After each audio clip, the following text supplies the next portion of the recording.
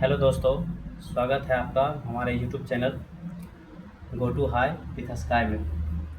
मैं चिंटू कुमार। चलिए अपने चलते हैं अगले सीरीज़ की ओर, जिसमें मैं पुनः 10 क्वेश्चन मैथ्स का, जो कि रेलवे एग्ज़ाम की दृष्टि से बहुत महत्वपूर्ण है। जैसा कि पहला क्वेश्चन आप लोग देख पा रहे होंगे कि पहला क्वेश्चन कहा गया कि एक नाविक अपनी नाव को स्थिर जल में 8 किलोमीटर की चाल से चल सकता है। साथ ही वह 12 घंटा में कह रहा है कि धारा के प्रतिकूल 45 किलोमीटर और धारा के अनुकूल 33 किलोमीटर की दूरी तय कर सकता है। धारा के प्रतिकूल फिर पूछ रहा है कि 55 किलोमीटर और धारा के अनुकूल 5 किलोमीटर चलने में उसका कितना समय लगेगा। तो सबसे पहले हम कहना चाहते हैं कि नाव का चाल हम जो भी रखते हैं, भी कितना दिया रखा है 8 किलोमीटर प्रति घंटा। यू का मान हमको नहीं दे रखा है, पहले यू का मान हम लोग निकालना है। कैसे निकलेगा? तो इसमें टोटल समय दे रखा है हमको कि धारा के प्रतिकूल, हम लोग जानते हैं कि 55 किलोमीटर की दूरी है। प्रतिकूल में क्या होता है? विपरीत दिशा में। तो v माइनस यू प्लस अनुकूल में कह रहा है 33 किलोमीटर, जो कि हम लोग के अनुकूल में प्लस होता है। टोटल 12 घंटा दे रखा है। तो इसमें हम कह सकते हैं कि इसमें 45 बटे, इसमें v का मान 8 माइनस यू प्लस 33 बटे 8 plus u is equal to 12। इसमें से हम 3 कॉमन ले लेंगे। तो 3 कॉमन लेने के उपरांत हमको क्या बचेगा? 15 बटे 8 माइनस यू प्लस 11 बटे 8 plus u is equal to 12। 3 चौक 12, ये हमको 4 मरते कट गया। अब देखिए, हम नीचे जब एलसीएम लेते हैं तो a plus b into a minus b का क्रिएट हो रहा है। इसमें 8 का स्क्वायर 64 हो जाएगा माइनस यू स्क्वायर। इसको हम जब क्रॉस मल्टीप्लाई करेंगे तो 15 8 20 से plus 15 you plus 11 8 88 minus 11 you हमें प्राप्त होता है इज इक्वल टू 4। पुनः हम देखते हैं कि 88 और 120 जोड़ने के बाद हमको 208 प्लस प्लस माइनस घट जाएगा यहाँ पे, तो 4 यू। इसको अगर इधर क्रॉस मल्टीप्लाई करेंगे तो 256 माइनस 4 यू। दोनों को एक साइड लाने पर हमको क्या बन रहा है? द्विगुणन गुणनफंड बन रहा है। तो इसमें हम क्या कर सकते हैं, sorry u square, 4 u square plus 4 u minus 48 is equal to 0। इसमें 4 कॉमन ले लेंगे तो बच जाएगा u square plus u minus 12 is equal to 0। इसमें u square plus u minus 12 is equal to 0। इसको हम ऐसा तोड़ना है कि जिसमें गुणनखंड करने पर हमको 12 प्राप्त होवे और दोनों के बीच का अंतर 1 हो। तो 3 इंटू 4 हम कर सकते हैं, इसको 3 कर सकते हैं। ये u square plus 4 u minus 3 u minus 12 is equal to 0। यहाँ से हम वैल्यू निकाल सकते हैं u plus 4 minus 3 into u plus 4। यहाँ से हमको निकल जाएगा u प्लस 4 एक वैल्यू, दूसरा value u minus 3 is equal to 0। यहाँ से u is equal to minus 4, u is equal to plus 3। तो इसमें हम धनात्मक मान लेंगे, तो u का मान हमको निकल गया 3, जिसमें हम मान पुट कर सकते हैं। हम कह सकते हैं मान पुट करने के लिए, अब पूछ रहा है क्वेश्चन में क्या, 55 किलोमीटर और 22 किलोमीटर का रहा है ना। तो यहाँ पर हम देख सकते हैं कि 55 किलोमीटर प्रतिकूल है, प्लस प्रतिकूल में हम लोग जानते हैं कि माइनस होता है, ये प्लस अनुकूल है 22 किलोमीटर, जो कि हम लोग को जुटेगा।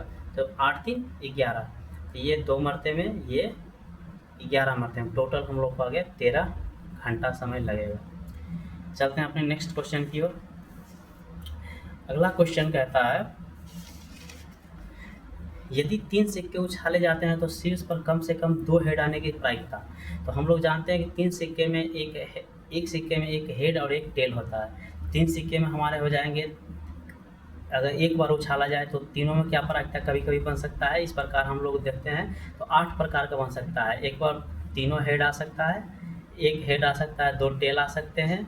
इसी प्रकार हम लोग देखिए इस तरह से बनता है। इसमें पूछा गया कि तीनों कम से कम 2 हेड आना चाहिए। तो देखिए मैक्सिमम 3 हेड है, ये एक हो गया। इसमें 2 टेल है, ये नहीं होगा, 2 हेड आ गया, दूसरा हो गया। इसमें 2 हेड, तीसरा हो गया, और इसमें चौथा है। तो हाँ, इसमें हमको 4 प्रायिकता ऐसा बनता है जो इसमें मिनिमम 2 हेड आते हैं। टोटल नंबर ऑफ प्रायिकता कितना हो गया? 8। तो इसमें हम सिंपली कह सकते हैं 1/2 इसका आंसर हो जाएगा। दो प्राकृतिक संख्याओं के वर्गों का योग 130 है और दो प्राकृतिक संख्याओं का गुणनफल 63 है, तो दोनों संख्याओं के घनों का योग पूछ रहा है। इस टाइप के क्वेश्चन हमेशा एग्जाम में पूछे जाते हैं। या तो इसमें आप ऐसा वैल्यू पुट कीजिए जिसमें दोनों का गुणनफल हमको 63 प्राप्त हो और दोनों को वर्गों का योग 130। कुछ कुछ ऐसे क्वेश्चन होते हैं जो जिसमें सरलता से हम लोग को वैल्यू पता चल जाता है, लेकिन इसमें हम लोग को क्या करना पड़ेगा, फॉर्मूला लगाना पड़ेगा। फॉर्मूला कैसे होता है, तो इसमें देखिए वर्गों का योग दे रखा है हमको, तो हम ऐसे कर सकते हैं a प्लस बी का whole square is equal to a square plus b square plus 2ab। यहाँ से हम लोग a प्लस बी का अगर होल स्क्वायर हम ज्ञात कर लेते हैं तो हमें और आसानी होगा। तो ए स्क्वायर प्लस बी स्क्वायर का वैल्यू देखिए, वर्गों का योग दे रखा है हमको कितना 130 प्लस 2 गुने ए और बी दोनों का गुणनफल 63 दे रखा है, तो हम यहाँ से निकाल सकते हैं इसका वैल्यू कितना आ जाएगा 130 प्लस 63 दूनी 126। इसमें से हम देखिए 256 आ गया। इसमें a प्लस बी का हम उधर तो अंडर रूट जाएगा तो ये कितना हो जाएगा 16। हमको a प्लस बी का मान हमको ज्ञात हो गया 16। पूछ रहा है इसके घनों का योग। हम लोग आप लोग एक फॉर्मूला जानते होंगे a cube plus b cube is equal to a plus b into a square minus a b plus b square. तो इसमें हम वैल्यू पुट कर सकते हैं। ये आप बहुत बार ये क्वेश्चन, ये फॉर्मूला से बहुत सा क्वेश्चन पूछे जाते हैं जिसमें घनों का योग डायरेक्ट, ये देखिए दो संख्याओं का घनों का योग ही है फॉर्मूला। तो इसमें a प्लस बी का मान हमको कितना निकल गया 16 है ना। अब प्लस ए स्क्वायर प्लस बी स्क्वायर, तो हम लोग जानते हैं कि वर्गों का योग क्या हमको दे रखा था 130 माइनस वर्गों का गुणनफल कितना दे रखा था 63। अब दोनों को हम जब गुना करेंगे तो क्या हो जाएगा हमको 16 इंटू दोनों को माइनस कीजिए 7 6।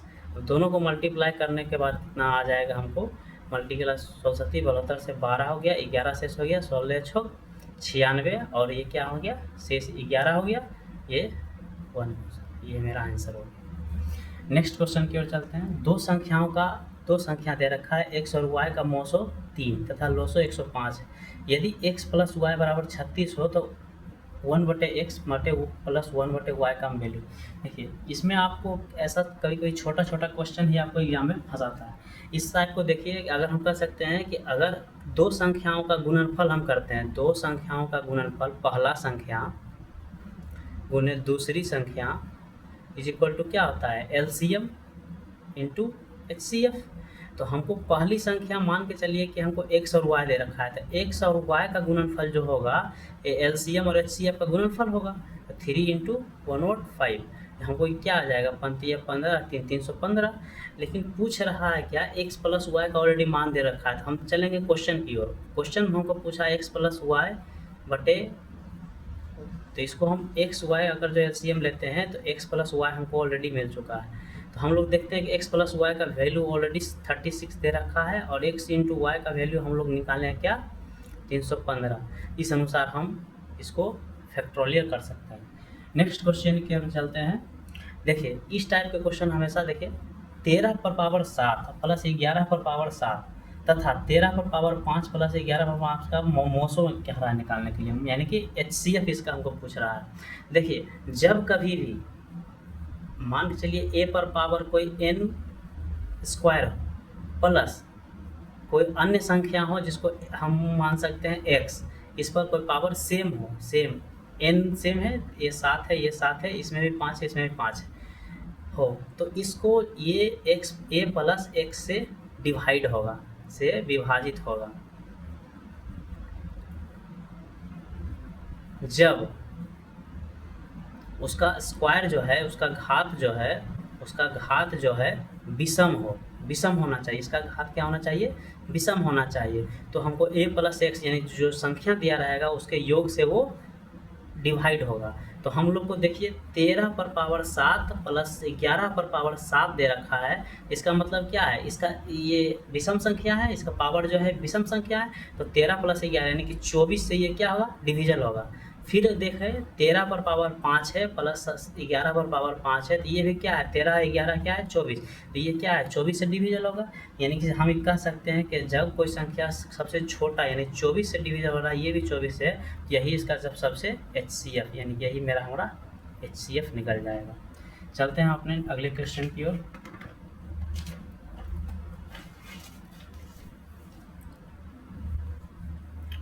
कह रहा है क्वेश्चन कि 1 - 1/2, जैसा कि आप लोग देख पा रहे होंगे कि इन्फिनिटी पे गया है। इसमें पूछता है कि इसका मान क्या होगा। हम लोग जानते हैं कि इसको अगर 1 - 1/2 करेंगे तो ये क्या हो जाएगा, हाफ बचेगा। इसको फिर अगर करते हैं तो ये क्या हो जाएगा, 3 × 2 यानी कि 2/3। इसी प्रकार कर्मपद चलता रहेगा 3/4। फिर इसी प्रकार 4/5 डॉट डॉट डॉट, इसको भी क्या करेंगे, n - 1/n। तो इस प्रकार देख रहे होंगे कि ये इसका ये सब क्या होता है, कटता चला जाता है। इसका ये यानी ये कटा चल जाएगा। तो इसका जो वैल्यू अंततः बचेगा, ये ऊपर y बच गया, अंतिम में n। ये इसका आंसर। ये एग्जाम में बहुत बार पूछे गए क्वेश्चन। चलते हैं अपने अगले क्वेश्चन की ओर। कह रहा है कि 1 रुपया 50 पैसा और 25 पैसा के सिक्कों के मूल्य का योग 210 रुपया है, जो क्रमशः इस रेशियो में बटे हुए हैं। योग दे रखा है इसका और रेशियो दे रखा है। तो हम लोग इसको सोल्व करने के लिए क्या करते हैं, 1 रुपया 50 पैसे और 25 पैसे, इसका रेशियो दे रखा है हमको 5:6:8।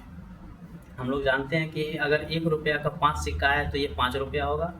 50 पैसा का अगर 6 सिक्का है तो हमको क्या 300 यानी कि 3 रुपया होगा। प्लस 25 पैसा का 8 सिक्का है तो 25 × 200 यानी कि ये 2 रुपया होगा। ऐसे हमको रेशियो में वैल्यू ऐसे टोटल वैल्यू दे रखा है 210, लेकिन ऐसे वैल्यू कितना आ रहा है, 5 3 8 2 10, ऐसे 10 आ रहा है। पूछ क्या रहा है हमको, 1 रुपये वाले सिक्कों की संख्या। 1 रुपये का सिक्कों का रेशियो क्या था, 5। इसको 5 से गुना कर देंगे। ये हमको 21 पर 105 सिक्का है जो 1 रुपये का सिक्का है। चलते हैं अपने अगले क्वेश्चन की ओर। कह रहा है कि A ratio B = B ratio C हो तो A² A⁴ और B⁴ का मान निकालें। तो इस टाइप के क्वेश्चन करने के लिए आपको A/B यानी A ratio B = B ratio C यानी B/C, इसको हम कर सकते हैं AC = B²। ये मेरा क्वेश्चन से दिया रखा है। पूछ रहा है A⁴ प्लस B⁴ का मान। यहाँ से हम देखिए क्वेश्चन के अनुसार अगर चलते हैं A⁴ रेशियो B⁴, तो B⁴ को हम क्या कर सकते हैं, B² का स्क्वायर कर सकते हैं। यहाँ से हम चलेंगे A⁴ अनुपात B²। तो B² का वैल्यू क्या दे रखा है हमको, AC। AC का यहाँ क्या हो जाएगा, स्क्वायर हो जाएगा, क्योंकि ऑलरेडी B² का वैल्यू हम जो निकाल चुके हैं, AC = B²। तो यहाँ से हमको AC का स्क्वायर निकल जाएगा। यहाँ से जब हम इसको सोल्व करेंगे तो A⁴ रेशियो A² C²। देखिए अगर रेशियो में है तो ये क्या होता है, रेशियो मीन्स अनुपात यानी कि बटा में। तो A⁴ ऊपर है और नीचे A² है, तो ये क्या हो जाएगा, ये काट देगा इसको घात को, यानी कि 2 मरते में। इसका जो रेशियो फाइनली बनेगा A² रेशियो C²। इसका आंसर हो जाएगा B नंबर। चलते हैं अपने अगले क्वेश्चन की ओर। कह रहा है कि 1550 रुपये आंशिक रूप से 5% और आंशिक रूप से 8% साधारण ब्याज पर ऋण दिया। 3 वर्ष बाद कुल ब्याज क्या मिला हमको, 300 रुपया प्राप्त हुआ। तो दिए गए उधार का अनुपात क्या होगा, जो भी पूछ रहा है दिए गए उधार का अनुपात क्या होगा, या इसका मूलधन पूछ सकता है, या जो भी दोनों को आंशिक रूप से दिया उसका रेशियो पूछ रहा है यहाँ पे। तो देखिए आंशिक रूप से दिया गया है तो 1550 रुपया है टोटल। इसमें हमको x रुपया जो होगा वो हमको कितना, 5% के दर से, कितने वर्ष के लिए, 3 वर्ष के लिए, बटा 100 करेंगे, क्योंकि मूलधन गुने समय गुने दर बटे 100 ये साधारण ब्याज का फॉर्मूला होता है। और फिर कह रहा है आंशिक रूप से प्लस जो टोटल वैल्यू था कितना, 1550 माइनस x इंटू कितना परसेंट के दर से, आंशिक जो है 8% के दर से, सेम वही वर्ष में कितना 100 रुपये। ये इसका जो हम लोग का जो ब्याज दे रखा है 300।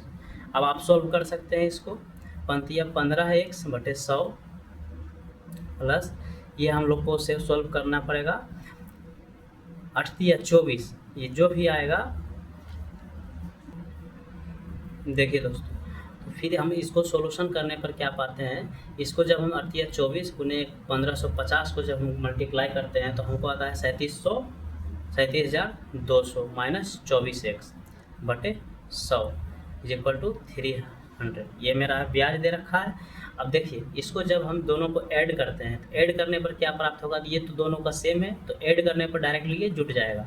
-9x plus 37,200 is equal to 30 already पहले से था, ये 100 इधर जाके क्या हो जाएगा, गुना हो जाएगा इसमें करने के बाद -9x, ये जब उधर माइनस जाएगा तो 30,000 में से 37,200 में से 30,000 घटेगा तो क्या बचेगा 7200, ये हम लोग का माइनस में रहेगा, ये माइनस माइनस कट गया, x का वैल्यू मेरा क्या आ जाएगा 972 800, यानी हमको x का वैल्यू जब 800 आ गया तो एक पहला जो आंशिक पार्ट था जो 5% के दर से हमको दिया गया था, इसका वैल्यू हमको क्या आ गया 800, तो दूसरा का वैल्यू कितना आ जाएगा 750, इसी का पूछ रहा है रेशियो क्या होगा, तो 800/750, इसको हम जब 0 0 कट गया 16/85 15/75, यही हमको रेशियो 16:15, यही हमको पूछा गया था कि दिए गए उधार का अनुपात पूछा गया, यानी कि आंशिक रूप से 2 अनुपात में बांटा गया था, यही मेरा 16:15 का रेशियो बटेगा। चलिए अपने देखते हैं लास्ट क्वेश्चन की ओर। देखिए इसमें कहा गया है, जैसा कि हम पिछले वीडियो में बताए थे कि जब भी जब कोई संख्या प्राकृतिक संख्या का वर्ग रहे तो उसका फॉर्मूला n × n+1 × 2n-1 /6 होता है, लेकिन इसमें पूछा गया कि विषम संख्या का योग क्या होगा, तो हम क्या कर सकते हैं, इसमें जितना भी है 1 से लेकर कंटिन्यू, देखिए 1 3 5 है, इसमें क्या कर सकते हैं हम टोटल नंबर ऑफ संख्या, यानी कि 1 से लेकर 19 तक का जितना भी वर्ग है, 1 से लेकर 19 1 square plus 2 square plus 3 square plus ... plus 19 का स्क्वायर, इसको कर सकते हैं एक पार्ट में, माइनस अगर जो हम इसको 2 का स्क्वायर प्लस 4 का स्क्वायर प्लस 6 का स्क्वायर प्लस ... 18 का स्क्वायर हम घटा देंगे तो इसमें क्या प्राप्त होगा, हमको इसका मान प्राप्त हो जाएगा।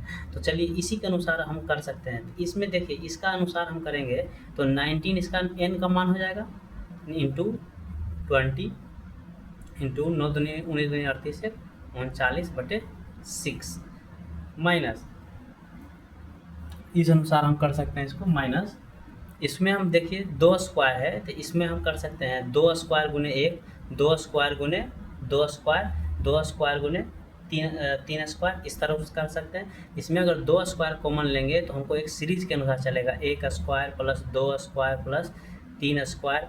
9 का स्क्वायर तक, इसको हम कर सकते हैं, ये मेरा कट जाएगा, ये 3 दूनी 6 10 दूनी 20, 3 से ये कट जाएगा 13 मरते में, ये हम लोग का जो भी आएगा 19 × 10 × 13 माइनस 2 का स्क्वायर 4 हो गया, इंटू इसका हम मान निकाल सकते हैं 9 गुने 10 गुने 9 दूनी 18 19/6, ये 2 मरते ये 3 मरते, 3 से ये कट गया 3 मरते। अब इसका हम सॉल्यूशन कर सकते हैं, इसको आप कमेंट बॉक्स में बताइएगा कि कितना इसका आंसर आता है, मैं आपको तरीका बता दिया, आप इसको सॉल्यूशन कीजिएगा। कल का एक क्वेश्चन मैंने लास्ट में छोड़ा था जिसको आप बोला था कि आप लोग कीजिएगा, इसका कह रहा है कि 2 का घात चढ़ा गया है। मैंने कल इस क्वेश्चन को मैंने आपको बताया था कि जब भी p/q के रूप में आपको डिनोट करना रहे तो ऊपर देखना है कि कितना पे घात है, कितना पे ये रेकरिंग जा रहा है, कौन सा संख्या बार बार रिपीट कर रहा है, रिपीट करने वाले संख्या को ऊपर लिखना है, अगर जो रिपीट नहीं हो रहा है जिस पर वो संख्या बचता है उसको माइनस करना है, जिसमें कुछ बच नहीं रहा है, जिसमें माइनस करने लायक कुछ नहीं है, तो नीचे कितना संख्या पर है 9 पर 2 वो है तो 9 बार करेंगे, यही मेरा आंसर p/q के रूप में होगा। आप लोग के लिए एक नेक्स्ट क्वेश्चन मैं देना चाहता हूँ, 4 + 1 - 5 प्लस 4 + 1 - 5 ... इसका 47वें पद तक योग निकालें।